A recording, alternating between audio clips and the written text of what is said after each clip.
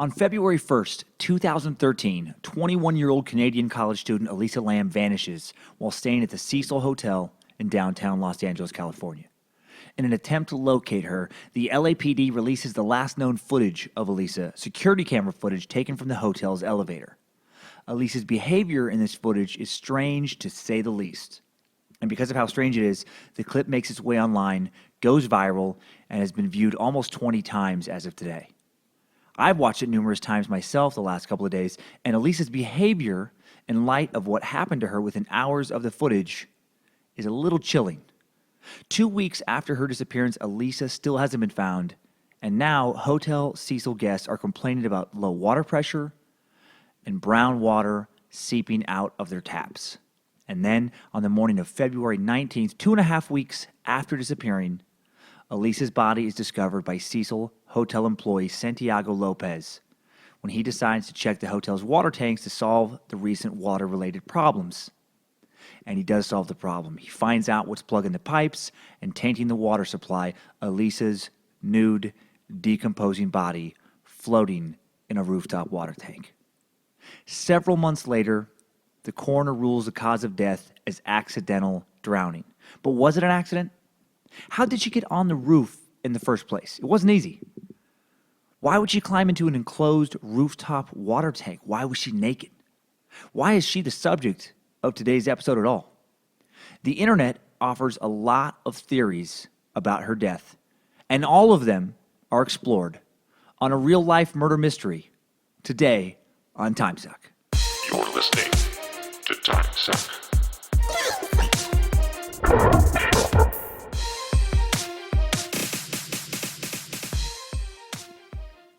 Happy Monday, Timesuckers. Hope you enjoyed sucking that sweet Ronald over the weekend. That syrupy Elron. Hope you enjoyed that exotic Scientology teat hitting your lips. Thanks for all the emails, iTunes reviews, subscriptions. Thanks for buying those sweet 300% baby raccoon shirts from the store on timesuckpodcast.com. Thanks for all the Amazon purchases using the Amazon button on the website, the PayPal donations, topic suggestions. Sorry again, I haven't gotten back to anyone. I've gotten back to no one the last week and a half. Just been crazy busy, and I will sit down and reply to everyone very soon, the moment I have time to do so. So thanks for being patient with me on that. I have a murder mystery to get into today, a topic suggested by Isabella R. on the Timesuck comment board and Austin Jones via Timesuck email, who also encouraged me to research the hotel she died in, the Cecil, and I did, and it was worth it. And my son Kyler Cummins actually picked this topic as well. He didn't know about it beforehand, but I let him listen to some select Timesuck episodes. Him and his sister Monroe as well. Not all of them, but some. They're only 11 and 9, but they're well aware of Dad's terrible sense of humor already. So why try and hide it? Why not give him a little honest view of some subjects a little early in life? And Kyler wanted to know what I was doing for Monday's episode for today, and I told him I was having a hard time deciding. So he wanted to help me out. He wanted to check out the topic list. So I let him look it over, and for some reason, the topic of the mysterious death of Elisa Lam stuck out to him. So I thought, why not? However, he might be a little pissed now because I'm not sure I'm going to let him listen to the show he asked for. He gets scared a little easy still, and I think this one might be a nightmare maker. There's some creepy shit that gets discussed today. So if you're listening to this episode alone in the dark, might want to turn the little nightlight on. Might want to cozy up under the covers, pull them up just a little tighter, a little closer up to your chin. But first, before we talk about how scary everything's going to be, let's get into some Timesucker updates. Updates? Get your Timesucker updates. Learned a little bit about how to read, write, and speaker gooder, thanks to some Timesuckers this week. Pretty soon, I'm going to be the gooderest, most knowledgeablest, mostest, goodest speaker that ever was. I'm going to share 2 emails that are helping me get there today. The first is from Evan. The subject is, "You're killing me, Cummins." The message is, "First off, I mean the subject in 2 ways. You're killing me in the good sense because I'm enjoying the shit out of Timesuck, and I thank you for that." Oh, I appreciate that. I've been a fan of your comedy for years and was glad to see this podcast. I was apprehensive, but all it took was 1 episode, and I was in.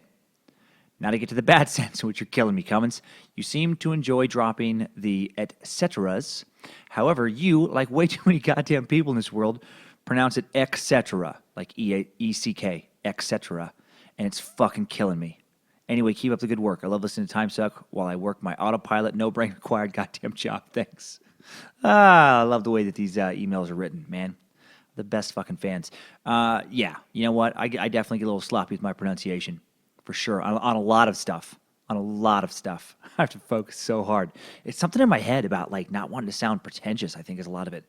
Growing up in a small town, not wanting to sound all city slick and smart or something. I don't know. But et cetera, you're right. I do say et cetera. Now that you point that out, it's et cetera. Et. A T. E-T. E-T. Phone home. Not E-C-K. Okay. Et cetera. I'm going to work on that. Et cetera. Second email today comes from Thomas Kavanaugh. Subject is basic grammar, number/amount. Now, this one wasn't just a mistake of mine. I truly didn't know this. So I appreciate this. Dear Dan, bro, huge fan. I'm going to exempt myself, from any grammatical errors to avoid any ironic faux pas. With that said, I celebrated my 21st birthday last night. Young man, and I'm severely intoxicated. Actually, I love that the one mistake he made is he put intoxicated, like I am, which was perfect, and spelled severely wrong. Spelled it severely, which again, that might have even been intentional. If it was, Tom, bravo, because everything else is perfect in this email. And then when you talk about being drunk, it's like your brain's like, yep, let's fuck these words up because we are drunk. Okay, anyway, nonetheless, what happened to come to mind, I guess this is evidence of how much of a fan I am, was the fact that I've been meaning to shoot you an email regarding some grammar. Dude, when talking about things that are discrete quantities, a.k.a. are countable, I do love that you have to like dumb down for me discrete quantities, which, yeah, I wouldn't have known what you meant by that. So I needed that. I needed that dumbing down, truly. Use the word number. When you talk about things that are continuous or uncountable, use the word amount. For example, number of Illuminati space lizards, but amount of water Houdini jumped into. I didn't fucking know that. I appreciate that, Tom. I appreciate that, Tom Kavanaugh. Okay, all right. So it's certainly like an amount of water. Like he jumped into a large amount of water, not into a large number of water. Hopefully, I wasn't saying that.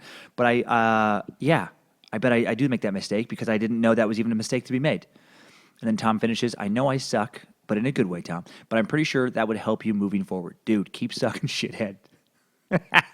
Sincerely, Tom Kavanaugh, fellow liberal arts major. Haha. Again, I love the keep adding the keep sucking shithead. I don't know why that stuff makes you laugh so hard, but it always does. Maybe it's because that's the way I talk to my family. So we throw a lot of curse words around at each other. We are amused by it. And, you know, it's funny. I used to get annoyed by so-called grammar police. But as I get older and read various YouTube comments, for example, I realize how important it is to have a firm grasp of how to both write and speak, you know, your native language appropriately. You know, because I feel like without it, you know, I'm gonna just, like a lot of people, devolve into this state of idiocracy with a language based entirely on slang. Saying stuff like, go away, baiting, you know. I don't want to contribute to society where doctors say stuff like, well, don't want to sound like a dick or nothing, but your chart says you fucked up, which is another idiocracy quote. So I appreciate it as I get older. I appreciate being called out on it.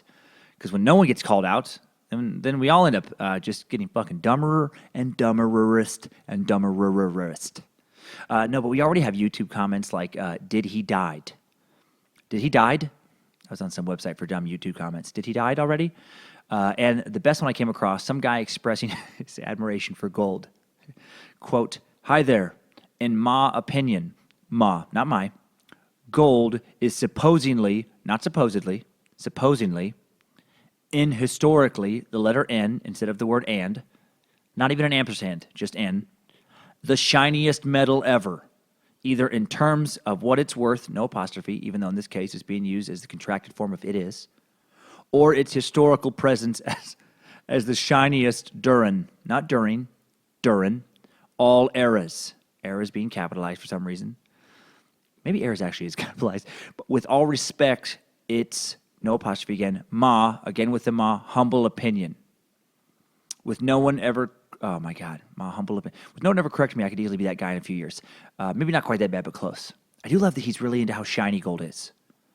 Like, not about how rare. To me, I mean, I'm sure being shiny helps, gold being valuable, for sure. But also, it's rare, you know? Like if fucking gold was as common as just gravel. If the gold was just basic kind of sedimentary rock or something, it wouldn't have the value. It's gotta be rare too. But I love that for him, it's all about the shine, man. It's the shiniest. It's the shiniest. It's historically the shiniest. It's it's the shiniest during all eras.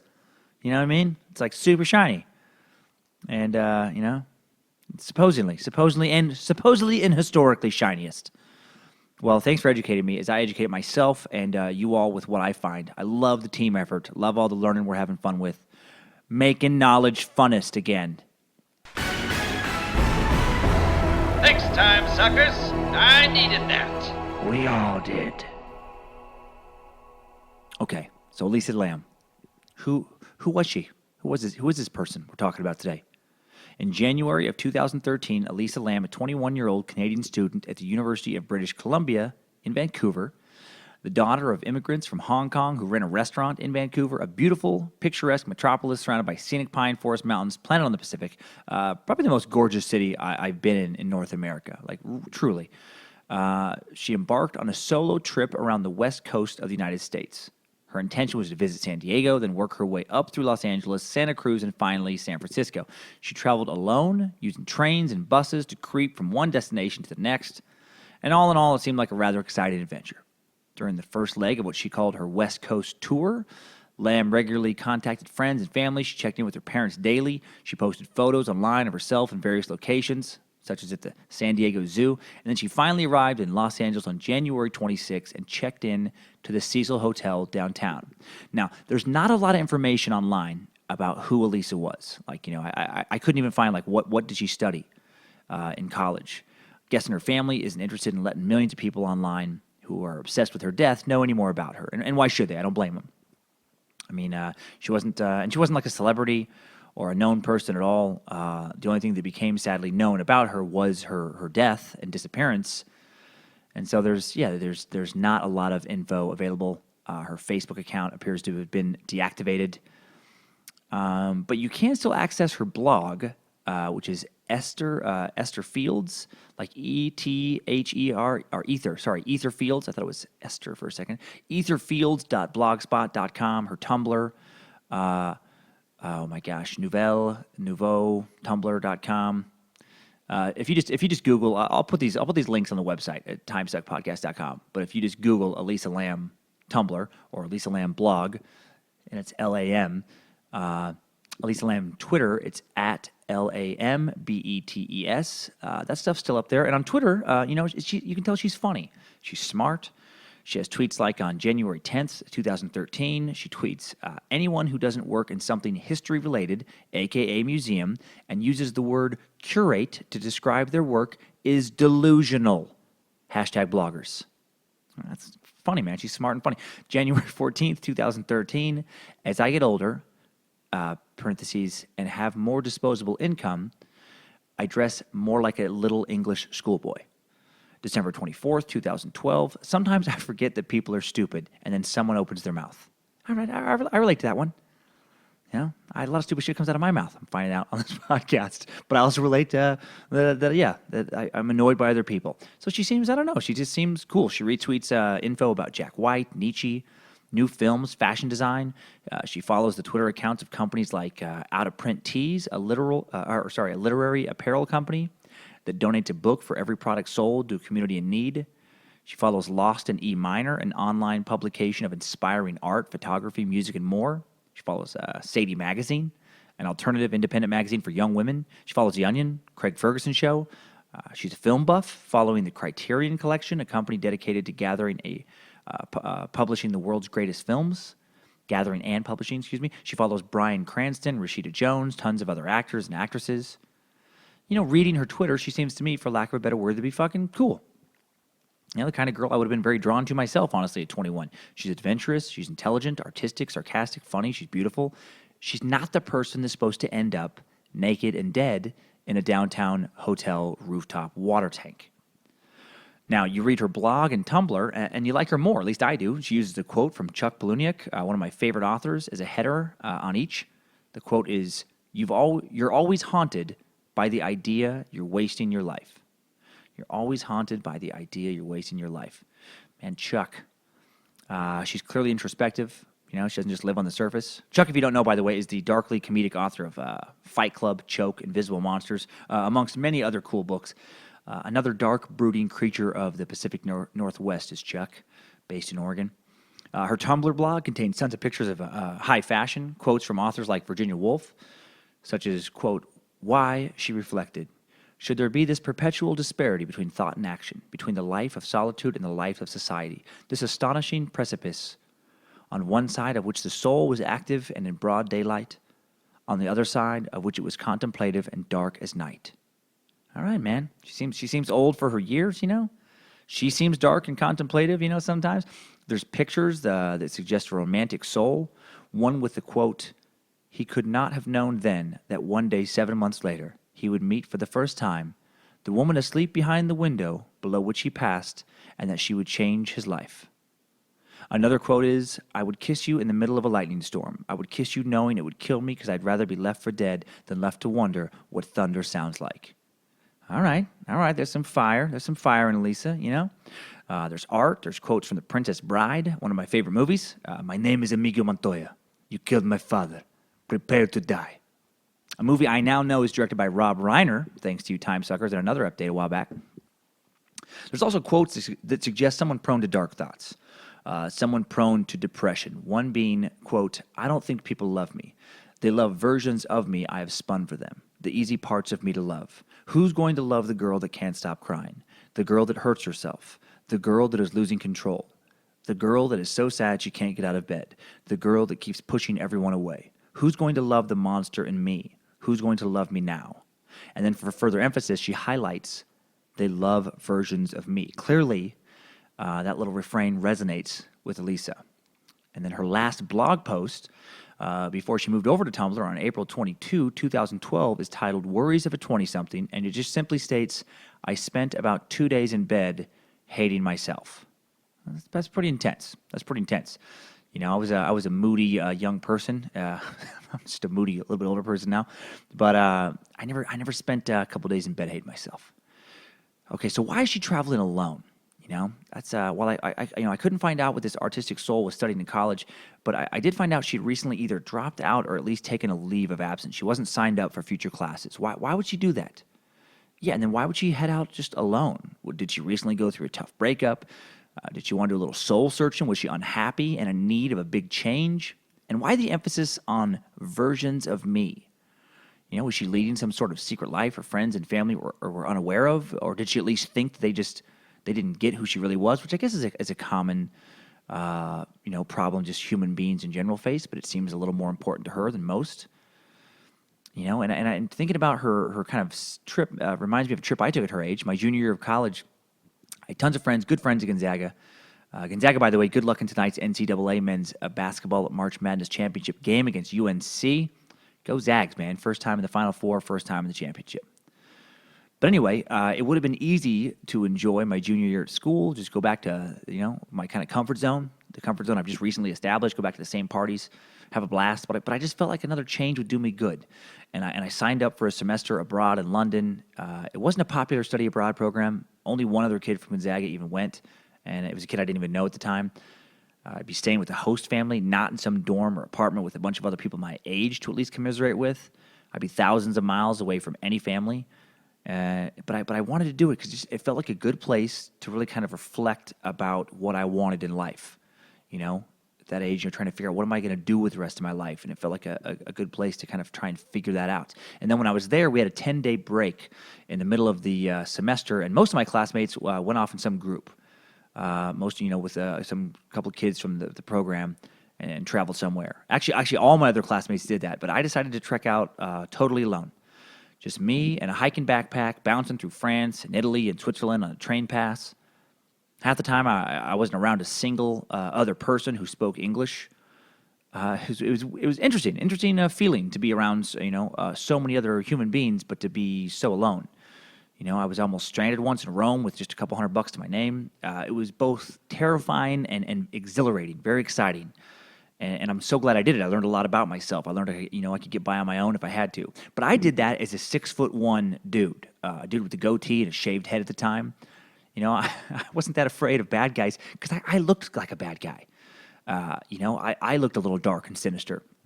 I can't imagine doing that as a 5'5" 121-pound woman like Elisa. It seems more reckless, and I hope everyone understands how that isn't some chauvinistic thought. It really isn't. I actually am a feminist. Women are absolutely intellectually equal to men. However, I'm also a realist, and women are significantly physically smaller, weaker, more vulnerable, able to be overpowered far more easily. And if that wasn't true, if anybody listening is like, no, come on, no, shut the fuck up. All right? There wouldn't be gender division within sports. Be realistic. Men and women could just compete in everything together. Let's get rid of the WNBA, and let's just have women play in the NBA if they're physically equal. Get the fuck out of here. I've gotten into many arguments with women over this line of thought, and I just find it hysterical to me that anyone thinks otherwise. Here's an example. I lift weights. I've lifted weights casually for over 20 years. I have seen over the years numerous men in the gym, and gyms that I go to tend to be fairly even, men and women. Numerous men, so I have a strong sample group here. Numerous men bench over 350 pounds. I have never, not one time, not a single time, witnessed a single woman bench over 150 pounds, ever. I have seen a woman in a powerlifting compression T-shirt online who looked like she had taken enough steroids to kill a small horse. Becca Swanson. Sorry, Becca, if you're actually not on roids. I just don't see it. Bench 551 pounds on YouTube, which is fucking incredible. And by the way, Becca would fuck me up. This lady, this is a big lady.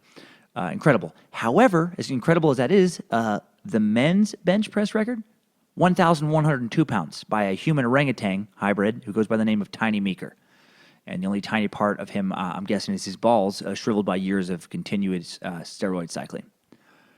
Tiny could do more than kick my ass. He could grab my legs and rip my ass in two like a normal man ripping apart a turkey wishbone. His forearms look like a powerful man's thighs. He's one of those dudes. If I didn't see video of him, I would swear his just still photos were photoshopped. Unbelievable. But that's the difference. 551 compared to 1,102. Literally almost twice as strong. But no, actually, what am I talking about? That's fucking crazy. I'm so bad at math. Exactly twice as strong. exactly twice as strong. So anyway, this small woman who does not look like a roid-riddled powerlifter, this college kid questioning her life, this intellectually curious, adventurous, beautiful young woman decides to check into the Cecil Hotel the last week of January in 2013. She's gotten away from the cloudy, rainy, winter in Vancouver. She's enjoying sunny days in the mid-60s. She's staying downtown instead of Santa Monica or Venice Beach or Silver Lake, and she's staying at the Cecil. This just really adds a huge level of intrigue to her story because that's a very curious and specific choice of accommodations. This isn't some random Sheraton or Marriott or even some normal youth hostel. This isn't some budget Holiday Inn, some Motel 6. The Cecil Hotel is one of the most probably notorious hotels in America. It's the real-life inspiration for the Hotel Cortez, which is the setting for the 5th season of American Horror Story. The season about the horrible, murderous hotel. A series that premiered over 2 years after Elisa Lam's disappearance. I actually just started watching it earlier tonight after being reminded of it by this research, and looks pretty good. I feel like I might like it enough to be able to watch it despite the fact that Lady Gaga stars in it. I don't know why. I have a real irrational dislike of her. I don't even know exactly what it is, but she just comes across like someone I would never want to spend time with. But anyway, I do like some of her songs. I don't know. Why am I fucking talking about Lady Gaga? When I could be getting into some weird facts about the Cecil Hotel. Weird facts. All right, weird fact number 1. The Cecil Hotel opens and almost immediately becomes a slum. The Cecil Hotel opens in 1924 as a 700-room upper-class hotel in what was considered at the time a swanky section of downtown Los Angeles. And during its initial years, it enjoyed great success as a tourist destination, as a residence for middle-class Angelenos. However, not very long after that, by the 1930s, early 1930s, this would rapidly change, and the Cecil became known as a budget hotel for the traveling salesman and for transients. The Cecil was the end of the road for many of Skid Row's residents and consequently became the scene for a number of suicides, prompting some residents to call the hotel the Suicide instead of the Cecil. Number 2, let's talk about these suicides. The first of many of them occurred in 1931 when a 46-year-old Manhattan Beach resident, W.K. Norton, intentionally overdosed on pills right after checking into the hotel. Several more suicides would follow.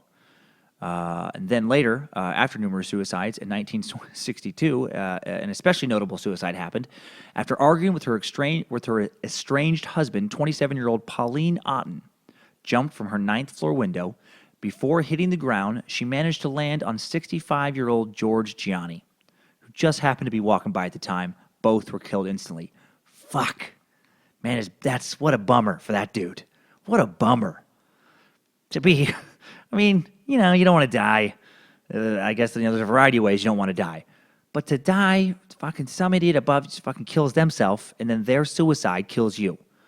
And as bad as I would feel for the family of Pauline in that case, always so needlessly tragic when someone takes their own life, I feel way worse for the family of George. Dude just walking down the street, mind his own business. He's 65. So, odds are, statistically, he probably just retired. He's going to enjoy his golden years.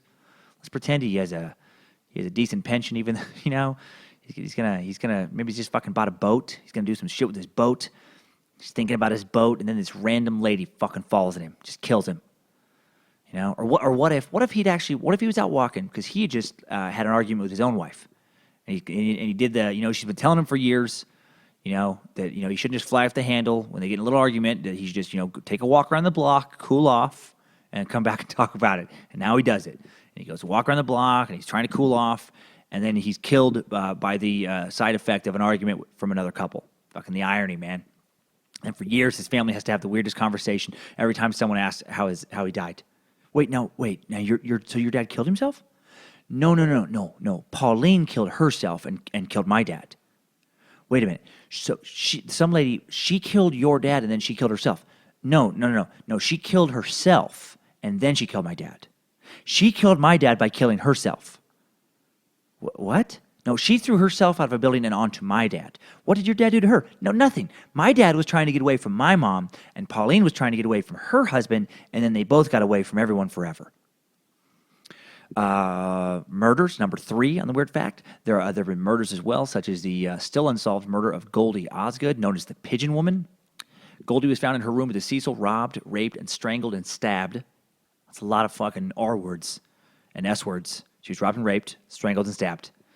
On June 4th, 1964, a retired telephone operator, she was known to spend her days at nearby Pershing Square where she fed the pigeons. Next to her body, they found a paper bag filled with bird seeds. Well, you know what? It sounds like a crime of rage with Goldie. I'm guessing maybe she was killed by somebody who really fucking hated pigeons, like more than her. But then they saw her as the source of more pigeons. They saw her creating more of what they hated. And for that, apparently, she had to pay. There was the Black Dahlia, number 4, connection. 1947 Black Dahlia murder of Elizabeth Short is also connected with the Cecil. Rumors of the hotel being the last place that Elizabeth was seen alive. I believe some people have written in asking about that as a Timesuck. It's going to have to happen one of these days. Black Dahlia murder. Number 5, serial killers. And you heard me right, plural. Serial killers have called the Cecil their home.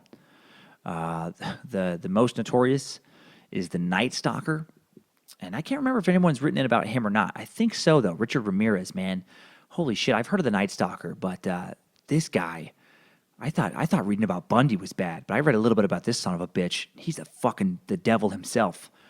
From 1984 to 1985, the people of Los Angeles lived in fear of an active serial killer known as the Night Stalker. The Night Stalker was sought in connection to several home invasion, robberies / homicides occurring throughout the LA area, as well as a few in San Francisco. It wasn't until his capture in 1985 that the world learned the killer's name, Richard Ramirez. During his killing spree, Ramirez took residence at the Cecil. When night fell, Ramirez would exit the hotel in search of victims, and then he would return to the hotel, later that night, covered in victims' blood. He'd then go around back to an alley where he would shed his clothing, toss him in a dumpster, and then return to his room in his underwear. That's how fucked up this hotel was at this time. It wasn't even unusual for just some dude to return to his room half naked and bloody. None of the residents or staff ever reported anything odd about this. And Ramirez is a monster, truly worthy of his own Timesuck for sure. And I'm not going to go into all his details now because, again, it would be an hour of Richard Ramirez stuff. But I do want to give a little info into how fucking evil this Cecil Hotel resident was. During those 2 years that he was active, Ramirez burglarized homes all over LA, raped and tortured over 25 women, and killed at least 14 people. And here's a couple examples of how terrifying this motherfucker was. On the night of May 29, 1985, Ramirez drove a stolen Mercedes-Benz to Monrovia, stopped at the house of Mabel Ma Bell, 83, and her sister, Florence Nettie Lang. Nettie Lang and Ma Bell. Nettie Lang's 81. Oh, my God. Just these two little old ladies I'm picturing out in Monrovia, which is a sleepy little suburb. God damn it. Finding a hammer in the kitchen, he bludgeoned and bound the invalid Lang in her bedroom, then bound and bludgeoned Bell before using an electrical cord to electrically shock her. Then he rapes Lang. Then he uses Ma Bell's lipstick to draw a pentagram on her thigh, as well as one on the wall of both bedrooms. Discovered 2 days later, both women were found alive but comatose. Bell later died of her injuries. The next day, he drives the same car to Burbank, sneaks into the home of Carol Kyle, 42. At gunpoint, he bound Kyle and her 11-year-old son with handcuffs, ransacks the house, then releases Kyle to direct him to where the family's valuables are, and then after releasing the son, sodomizes the mom repeatedly. I'm sure the fucking kid, heard it if he didn't actually see it himself. Repeatedly ordered her not to look at him, telling her at one point he would cut her eyes out. Fled the scene after retrieving the child from the closet. Okay, I guess he at least fucking left a boy in the closet, Jesus Christ. And then he binds the two together again with handcuffs. Dude terrified L.A. And they're still uncovering more crimes he committed. By the way, in 2009, a DNA sample connected him with the April 10, 1994 rape and murder of a 9-year-old girl in San Francisco. That motherfucker. Oh, Jesus Christ. He fascinated the nation during this trial with not only his crimes, but his open worship of Satan, shouting, "Hail Satan," during his trial, drawing a pentagram on his palm. He identified as a Satanist and had even taken a trip to San Francisco in 1983 to personally meet Anton LaVey, founder of the Church of Satan in San Francisco. He learned various satanic rituals and undoubtedly performed many of those, probably often at the Hotel Cecil. Now, I don't believe in Satan personally, but that is some seriously creepy shit, and I wouldn't love him doing it at the hotel I was going to stay at. As much as I don't believe in hauntings and demons on a rational, logical level, they scare the fuck out of me still on some emotional level, and I would never choose to stay in a hotel where all that weird shit went down. Now, quick note on Satanism. I think there's a lot of misconceptions about Satanism. I know I've had a lot of misconceptions. I've had it pointed out randomly, actually, when I've done jokes talking shit about Satanists, and people are like, well, actually, what they believe is... well, here's how it's defined at thechurchofsatan.com, the church based on LaVey's teaching. This is from their website.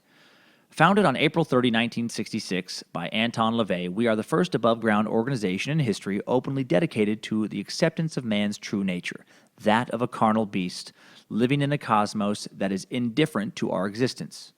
To us, Satan is the symbol that best suits the nature of we who are carnal by birth, people who feel no battles raging between our thoughts and feelings. We do not embrace the concept of a soul imprisoned in a body. He represents pride, liberty, and individualism, qualities often defined as evil by those who worship external deities who feel there is a war between their minds and emotions. As Anton LaVey explained in his classic work, The Satanic Bible, man, using his brain, invented all the gods, doing so because many of our species cannot accept or control their personal egos, feeling compelled to conjure up one or a multiplicity of characters who can act without hindrance or guilt upon whims and desires. All gods are thus externalized forms, magnified projections of the true nature of their creators, personifying aspects of the universe or personal temperaments which many of their followers find to be troubling. Worshipping any god is thus worshipping by proxy those who invented that god. Since the Satanist understands that all gods are fiction, instead of bending on a knee in worship to or seeking friendship or unity with such mythical entities, he places himself at the center of his own subjective universe as his own highest value. We Satanists are thus our own, quote, gods. And as beneficent deities, we can offer love to those who deserve it and deliver our wrath within reasonable limits upon those who seek to cause us, or that which we cherish, harm. Well, apparently, I may be a Satanist. I don't know. A lot of this shit actually resonates with me. And apparently Ramirez ignored the within reasonable limits part of the satanic philosophy on wrath. Or, maybe the old Church of Satan should modify their scripture a little bit, Maybe reasonable limits is a little too subjective. Sodomizing moms and bludgeoning and raping disabled 80-year-old women might have been totally reasonable acts for that soulless fuck Ramirez. All right, so he's one of the Cecil guests. All right, lived there for a couple years, putting his evil into the walls. And then we also have serial killer Jack Unterweger. And Jack, he's Austrian serial killer. Johann is his real name, Johann Unterweger. And he made the Cecil his home base while killing LA prostitutes in 1991 before being caught in 1992 and then killing himself in prison.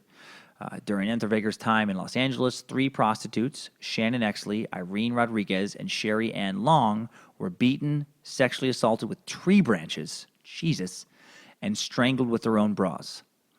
Michael Fassbender is in talks to play Jack in Entering Hades, a movie based on John Leake's true crime novel about Jack Unterweger, who was, strangely, a celebrated Austrian journalist and best-selling author who led a double life investigating murders by day and killing by night.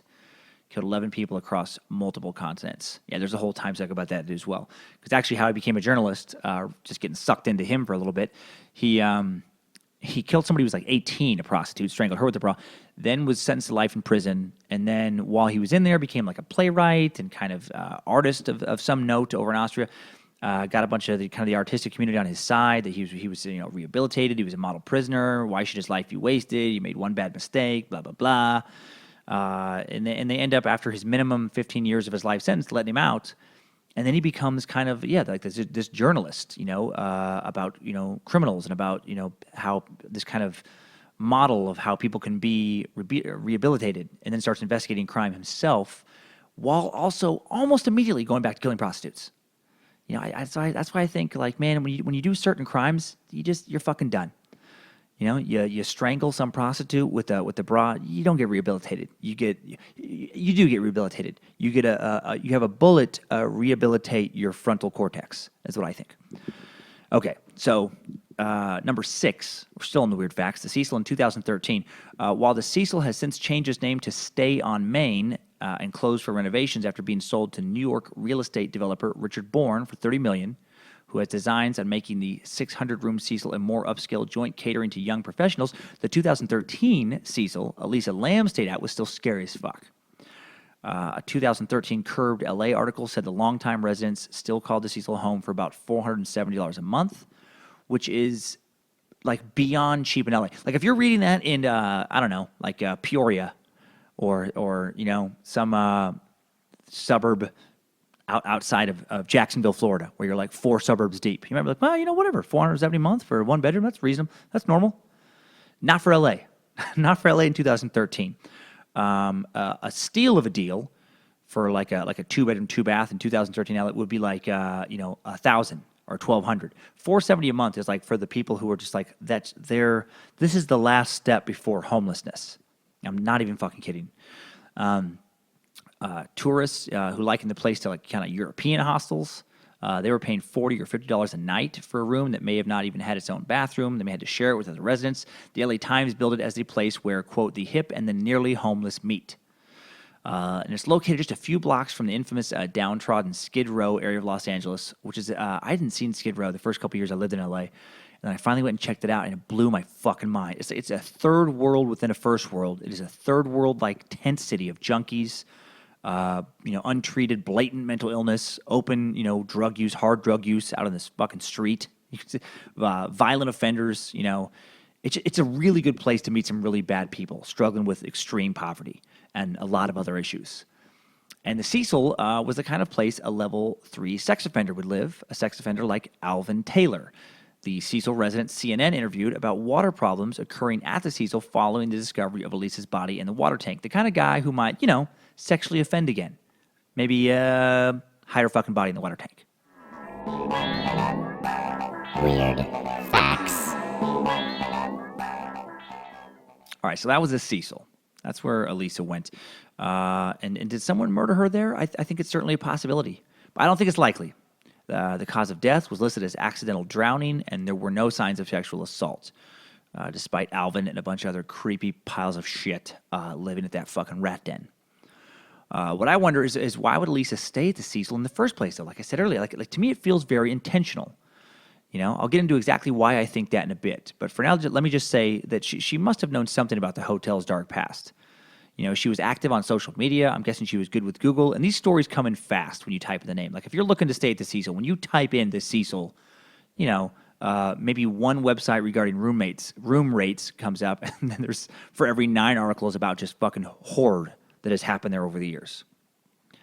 And it's not a secret that it's a notorious place, very infamous, dark place. So why would a girl who days before had tweeted about having more disposable income now than she'd ever had, a girl who is into keeping up with expensive fashion trends, why would she stay at a $40 a night hotel blocks from arguably the worst neighborhood in all of LA, a city with a fair share of horrible neighborhoods? Well, whatever the reason, on January 31st, 2013, Elisa Lam disappears. Her social media posts abruptly stop. Her daily correspondence with her parents inexplicably ceases. A search is organized. Her parents fly down from Vancouver to LA. The disappearance is widely reported in the news, and yet no evidence is found, and no one is sure of what had become of her. The police had the entire hotel searched from top to bottom, including the roof. Dogs are used to go through the roof, and each floor, no trail of Lam is picked up, which all adds to her mystery. It was as if Elisa Lam had just stepped off the face of the earth. The only clue anyone had to her disappearance initially was a very disturbing 4-minute YouTube video that went viral. This security camera footage from the elevator video. And let me describe to you this video as best I can without you actually watching it. Okay, so the video starts off, and again, this is just like a corner shot from an elevator. It's like if you walked into an elevator and looked up and to the right, that's where the camera angle is. That's where the camera is, right there. So she walks in, entering wearing a red zippered hooded sweatshirt over a gray t-shirt, black shorts, and sandals. She's not wearing a bra, or at least a bra was not found in the water tank later, along with her body and other clothes. And the shorts, by the way, were a man's shorts. And one blogger pointed out it sounds kind of like post-coital attire, right? Like something you'd wear back to your hotel after a hookup. Because this is a girl. This is a girl on an adventure, 21 years old, and known for dressing very well. Is she wearing the shorts of a man she just slept with? And then could he be connected to her death? Maybe. Okay, but back to the video. She enters the elevator normally. She's alone. She does almost immediately, and there's no one else in the elevator. Like she's the whole 4 minutes. You never see another human other than her. But she does something almost immediately. That's a very strange thing. Once she gets inside, she lights up not just one floor, like you would normally do in an elevator. You just want to go to what floor you're going to go to. You don't want to stop at every floor. But she lights up like several buttons in what looks like a very deliberate sequence. She starts with the top button on the left column, and then she just pushes all these buttons on the way down in that column, and then just backs up and waits for the door to shut. But for some reason, it doesn't. And then the real creepiness starts. She quickly pops out. She looks side to side, then pops back into the elevator. And maybe she's just checking to see if someone has pushed the hotel button outside, which would explain why the doors didn't shut. So that part, popping out would be normal. It's just her franticness, the way she does it. Her movements are not normal. They're a little odd. She goes back in the elevator, and then after a moment seems to hide near the buttons. So now she puts her kind of back up into the corner. So if you were looking inside the elevator coming down the hall, you wouldn't see her now. She's hidden around the corner. Like if you walked in the elevator where she is, you'd have to brake immediately to the left and then kind of hide yourself against that wall closest to the hallway. And then now 50 seconds have passed since the door opened, and the doors still haven't started to close, which is odd. She pops back out again, slowly, steps out, and then still facing away from the elevator after stepping out, she does this weird little side step, like this weird little shuffle to the side. And then she steps back into the elevator, then forward again, back into the hallway. Now over a minute has passed. The doors still haven't tried to close. So now she sidesteps out of view of the elevator camera, still facing forward, away from the still open doors, 90 seconds after the first moment she stepped in the elevator. A now agitated Elisa steps back inside. And I'd be fucking agitated too. Something's fucking wrong with this elevator, She goes back to the buttons. She pushes all the ones on the left-hand column again. And then she steps back out of the elevator and is now facing the open door. 2 minutes have gone by. The doors still have not closed. Maybe one of the buttons she's pushing is keeping the door open. The video description doesn't say. And then things start to get super weird. Standing in the hall, Elisa starts making very specific, repetitive, unnatural motions with her arms and hands. Honestly, she looks like she's a witch trying to cast a spell. Very, very strange motions, just not normal motions, not normal body posture, kind of hunched over in an odd way. I don't know how else to say it. And then she walks away. And then 3 minutes after she stepped in the elevator initially, the doors finally close. 15 seconds later, they open again. 10 seconds after that, they close. 15 seconds later, they open again. 10 seconds later, they close, and then the video is over. And then she's never seen alive again. So a few weeks after Lamb's strange elevator antics and her disappearance, hotel residents began to complain of low water pressure and strange tasting discolored water. And then on February 19th, 2013, a worker, as I was mentioned earlier, Santiago, sent to check the hotel's water tanks, which lie suspended 10 feet over a heavily secured area with alarm systems in place. When one of the water tanks is opened, inside was found the waterlogged corpse of Elisa Lamb. Found over 2.5 weeks after she mysteriously disappeared. She was completely nude, covered in sand-like substance, which is never explained, with her clothes and belongings bobbing about in the murky water beside her. It was later determined that she'd been floating about and decomposing in the fetid tank. Now, there are 3 main theories about her death. Like, how did she end up in that tank? 3 main kind of groups of theories. The first one is that, somebody killed her. But who?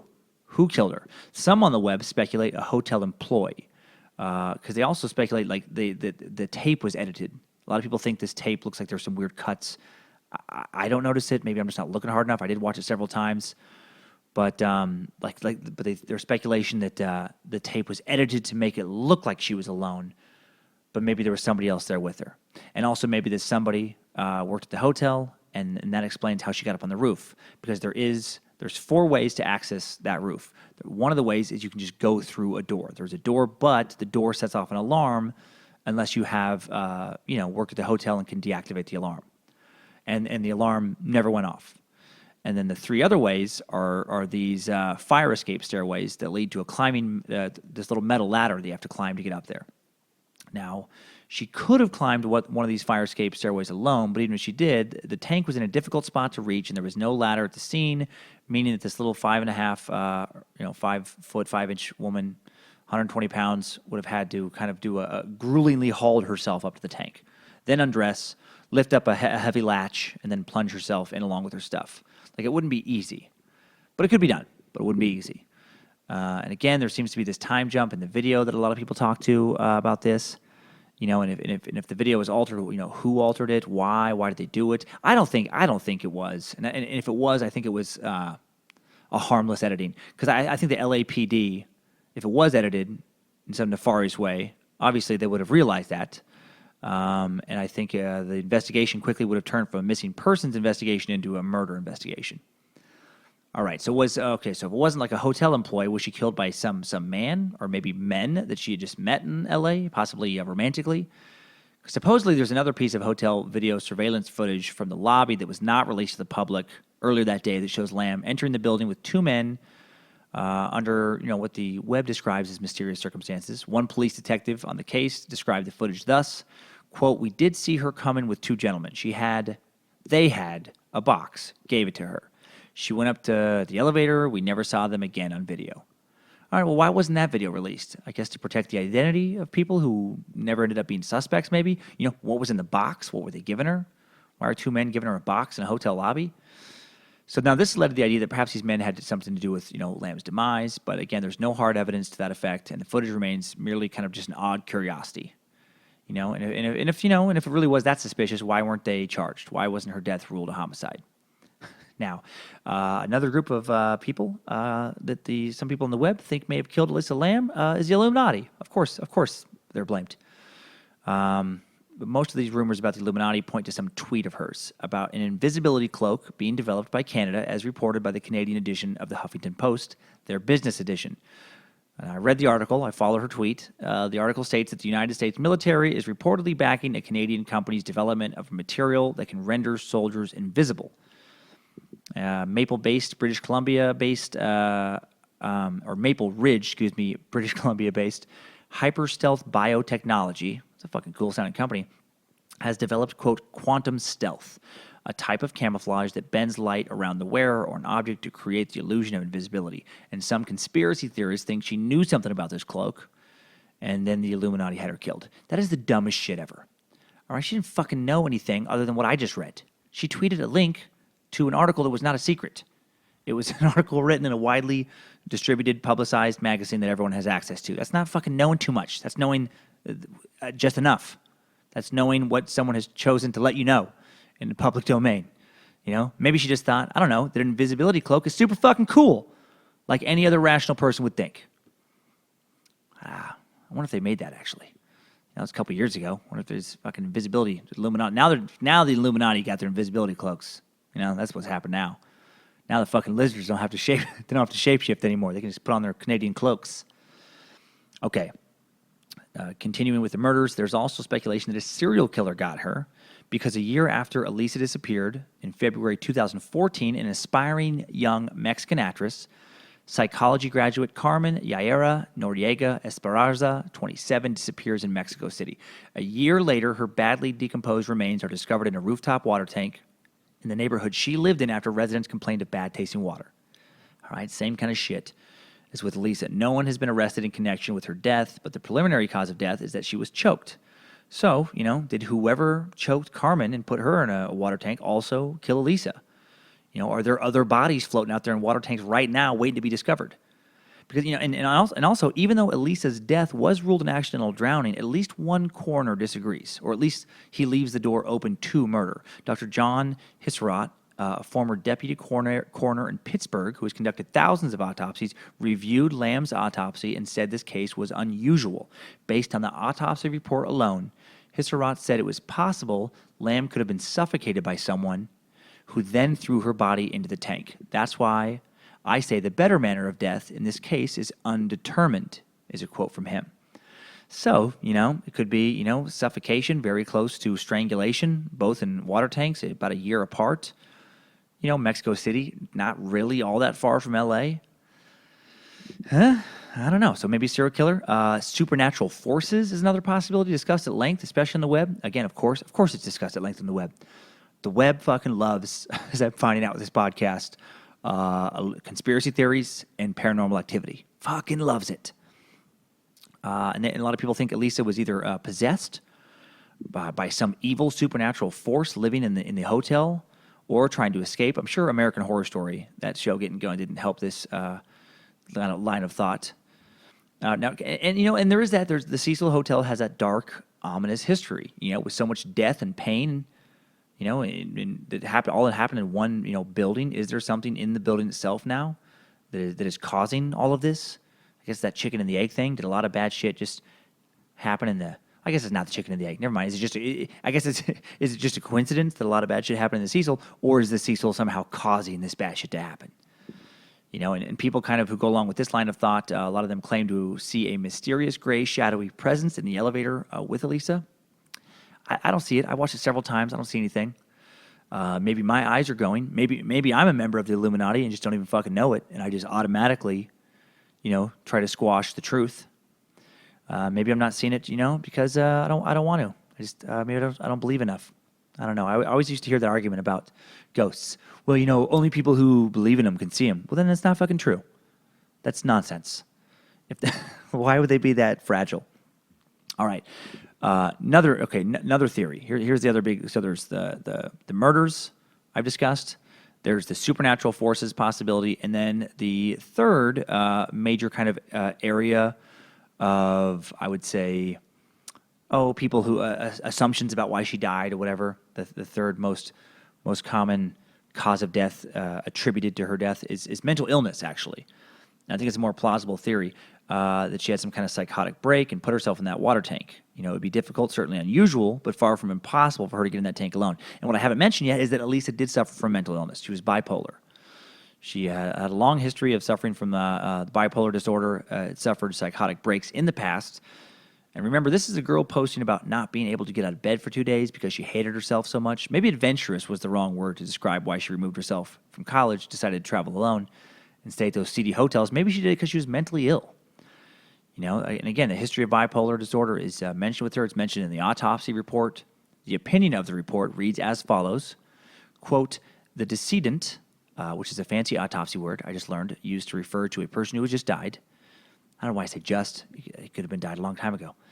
Died as a result of accidental drowning. A complete autopsy examination showed no evidence of trauma, and toxicology studies did not show acute drug or alcohol intoxication. Decedent had a history of bipolar disorder for which he was prescribed medication. Toxicology studies were performed for the presence of these drugs. However, quantitation in the blood was not performed due to the limited sample availability. Therefore, interpretation is limited. A police investigation did not show evidence of foul play. I think I wrote so, but it's show. Did not show evidence of foul play. A full review of the circumstances of the case and appropriate consultation do not support intent to harm oneself. The manner of death is classified an accident.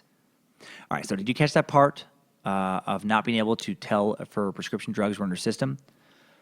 Basically, due to decomposition, I'm guessing, and how long her body was submerged in water, they don't know. They weren't able to run the proper tests to find out if she was taking the proper meds. And if she wasn't taking them, she was alone after all. She was unsupervised, making the strange choice to go to the Cecil in the first fucking place. She could have entered a manic state. A manic state causes people to do crazy shit. According to a first-hand account of someone obsessed with the case on Reddit who also claims to take medication for a bipolar disorder himself, quote, the first primary observable suggestion that Elisa was suffering from a manic episode is the psychomotor agitation she displays in the video, especially with her hands. Psychomotor agitation is defined as, quote, a series of unintentional and purposeless motions that stem from mental tension and anxiety of an individual.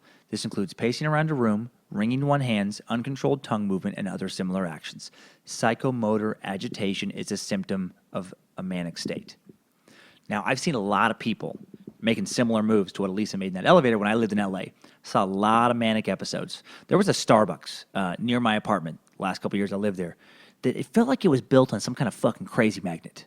I have never seen so many severely mentally ill people congregate in a private business in my entire life, before or since. I mean, it was unbelievable. It's unbelievable. I remember every time I ever went there, something insane happened, like something literally insane. Like one of the times I thought was really funny that stood out is I'm sitting there having coffee, and this guy just comes in wearing like he was going to war or something. These crazy military fatigues, but I got the feeling he was never actually in the military. Maybe someone in his delusion. He was some kind of military hero. And he came in just fucking screaming at everybody, making a crazy ruckus. The whole place is very anxious. He's screaming a lot of violent stuff. And then he walks over, and I love how I've always noticed this about some people who are really insane, seemingly insane in public, that they'll be like crazy, crazy, crazy, crazy, and then suddenly just like pull their shit together and act totally normal for like 10 seconds to do something and then go back to crazy, crazy. He comes in real hot, yelling all this stuff, and then calms down as he gets near the beverage counter, looks over the drinks, takes the one he wants, just grabs some dude's coffee, and then goes back to screaming and then just walks out with the free coffee. So I saw that there. One time I went there, and I was, because it was the closest Starbucks to me, every time I'd go there, I would just think, I should never fucking go back there. Why did I come again? And then a few weeks later, I'm like, well, it's close, and I would go again. And just hope against all experience that there would not be somebody completely out of their mind there this time. And I remember one time I was like, fuck it, I gotta get 2 hours of stuff done. I don't want to go to another coffee shop. I'm just gonna get it done here. And a dude sat so close to me at the stool, like his face could not have been more than 1 foot from my face. That's like a ruler length away from my face, very close. I'm looking straight ahead at my computer. He's looking into the center of my brain. He's trying to see what's going on inside my brain. And 45 minutes, he does not stop staring at me. And I just chose to use it as like a weird mental test. I'm like, I wonder if I can how long can I fucking just stare at my screen with a strange human boring into my brain a foot away? And it turns out I can do it for at least 45 minutes. Yeah. And then there was this one guy, though, that made me, why I got on this whole tangent, that made me think of the Elisa and the elevator thing. There was this dude, like this balding kind of older white dude with he always had like dirt on his face. I mean, he looked like somebody who just, just obviously mentally ill. And he was always pacing around the street around that Starbucks, and he was always doing shit with his hands, and he was always caught in these loops. He was repeating motions and stuff.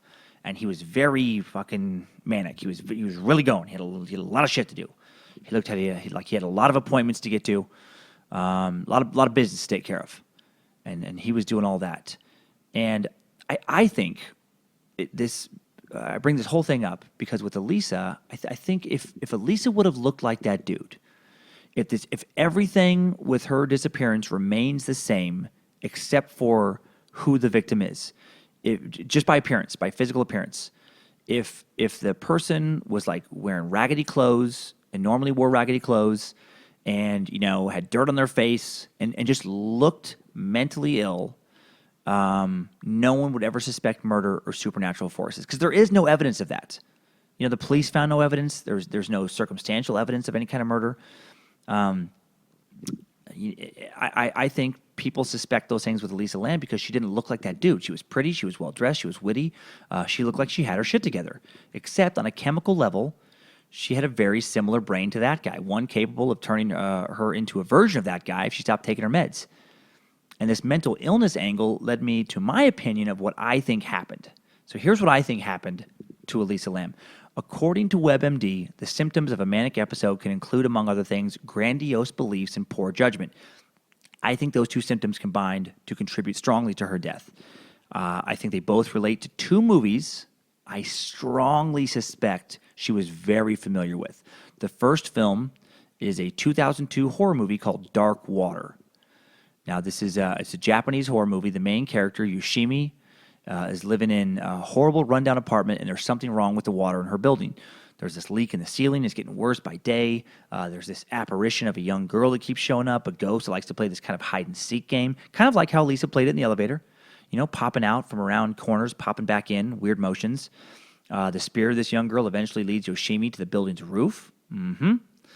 And then to the building's water tank. She realizes the young spirit was a girl named Mitsuku who had gone up to the tank and then accidentally fallen into the water.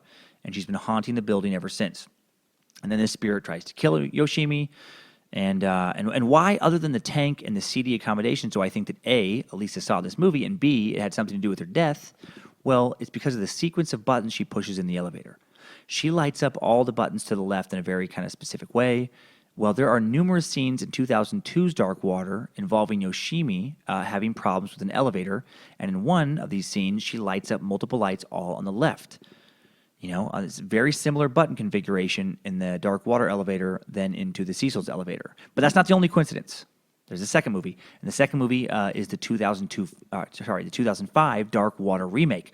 Now, in the 2005 American remake of Dark Water, starring Jennifer Connelly in the role of the Yoshimi character, the character's name is Dahlia.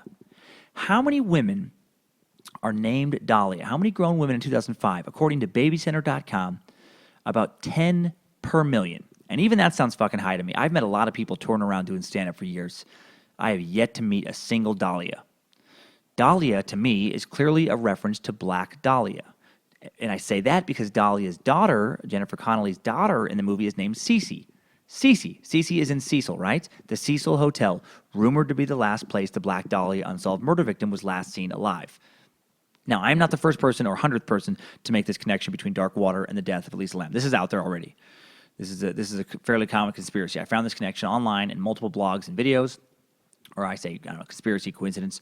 However, in the blogs and videos I find, they either talk about what a weird coincidence it is, or that it's part of some satanic or Illuminati conspiracy, or that the movie somehow foreshadowed or predicted supernaturally Elisa Lam's death, caused her to die in a way.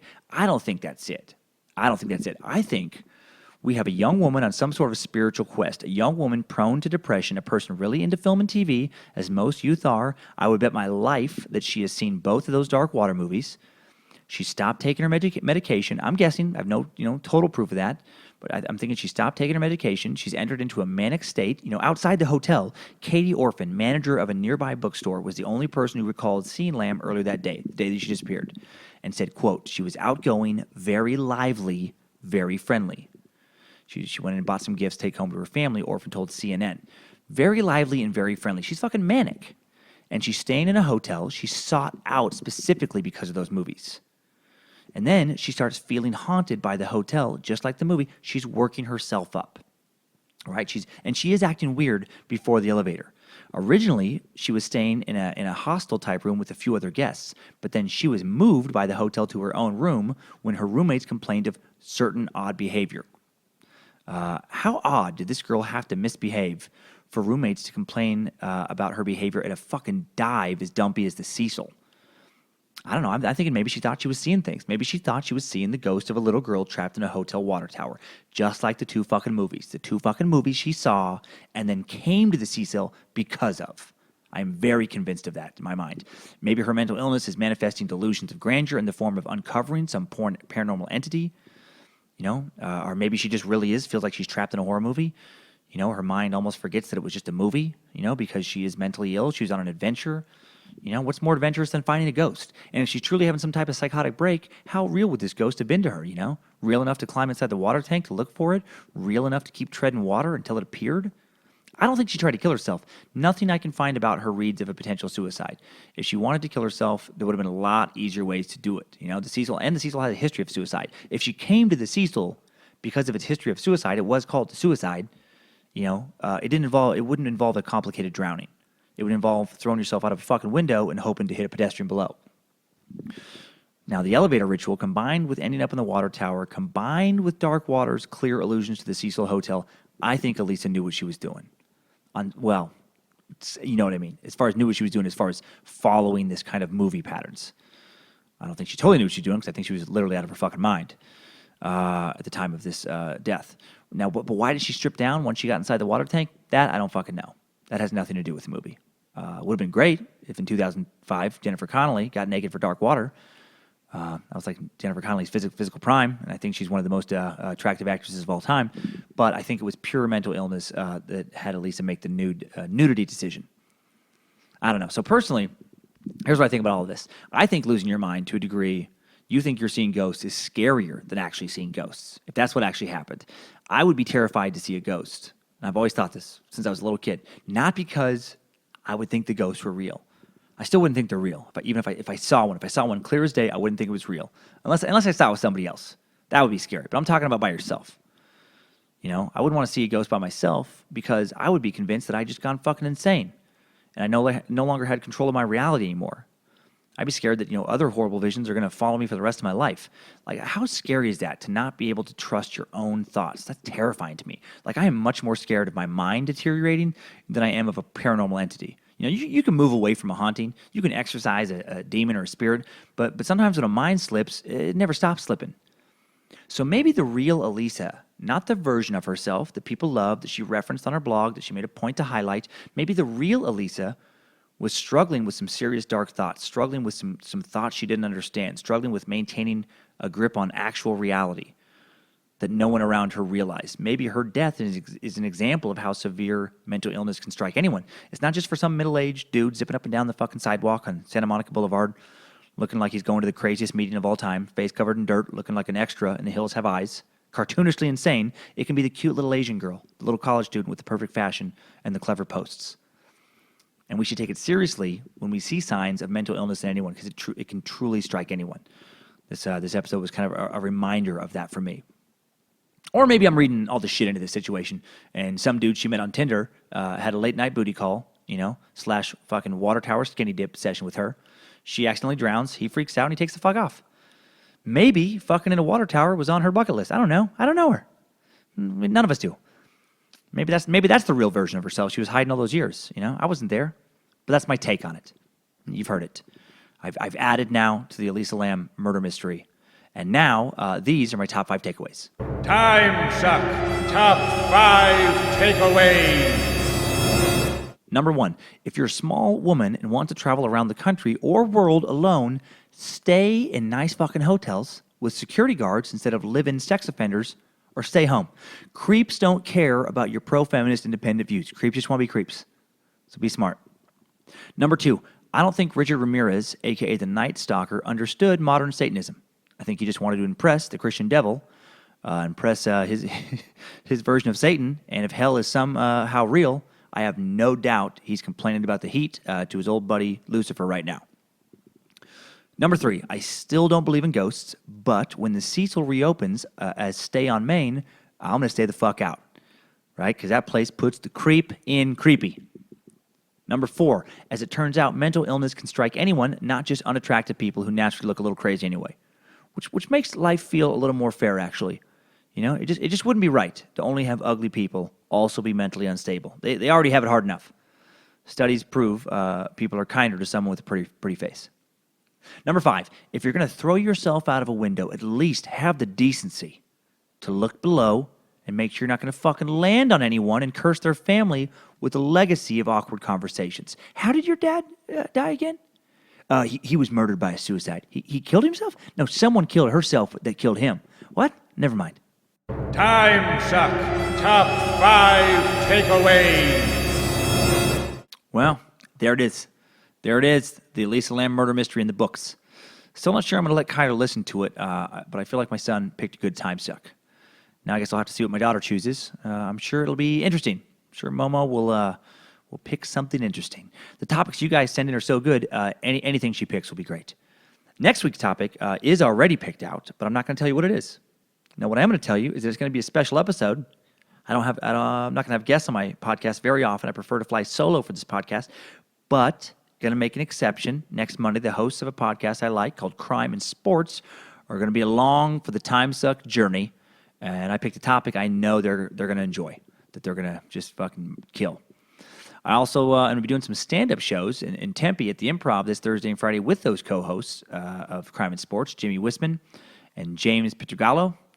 And I got Cleveland coming up next weekend, Easter weekend. I'll be Hilarities, San Fran coming up, along with Atlanta this summer, Omaha, many, many more cities. Go to timesuckpodcast.com, click on stand-up tour and more. Also go to timesuckpodcast.com to see pics and links corresponding to today's show.